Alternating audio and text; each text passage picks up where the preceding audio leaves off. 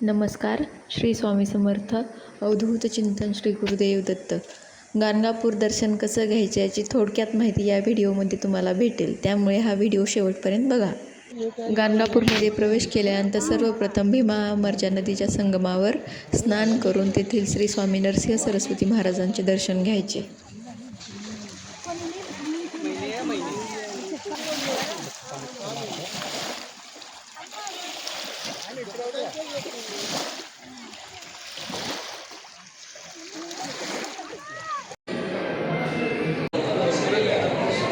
बारा महिने जिथे गुरुचरित्राचे पारायण होते ते हे ठिकाण म्हणजे गाणगापूर.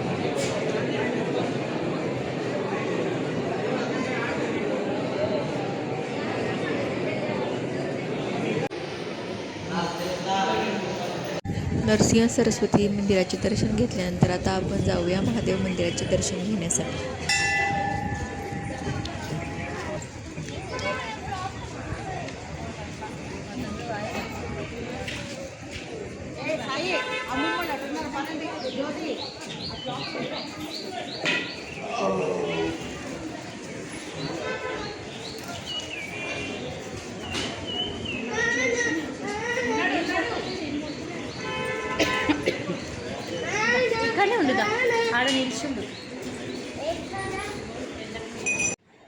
श्री महादेवांच्या मंदिराचे दर्शन घेतल्यानंतर आता आपण जाऊया भस्माच्या डोंगराकडे. हे भस्म तुम्ही घरीही घेऊन जाऊ शकता. संगमवरचे दर्शन झाल्यानंतर आता आपण जाणार आहोत गावातल्या मेन मंदिराकडे म्हणजे श्री दत्त निर्गुण मठाकडे. तेथील दर्शन घेतले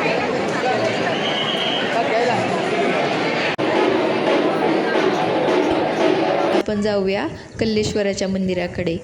येथे आल्यानंतर या 3 मंदिराचे दर्शन घेणे गरजेचेच आहे. त्याशिवाय तुमची गाणगापूरची परिक्रमा पूर्ण होत नाही.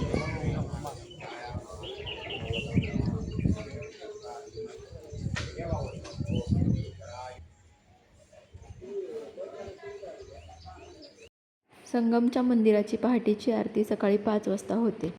नंतर दुपारची आरती 11 ते 11:30च्या दरम्यान होते आणि रात्रीची आरती 7:30-8च्या दरम्यान होते. आरती झाल्यानंतर इथे माधवगिरीचा प्रसाद भेटतो, तो नक्की घ्या.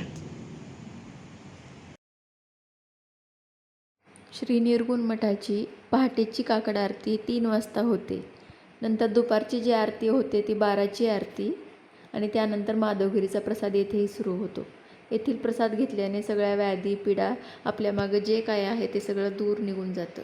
रात्रीची जी आरती होते ती रात्री 8 वाजता होते. तुमच्या सर्वांवरती दत्त महाराजांची कृपा राहो हीच मी त्यांच्या चरणी प्रार्थना करते आणि हा व्हिडिओ संपवते. व्हिडिओ आवडला असेल तर व्हिडिओला लाईक, शेअर, सबस्क्राईब करा आणि अष्टतीर्थाविषयी माहिती हवी असेल तर कमेंटमध्ये श्री गुरुदेव दत्त लिहा.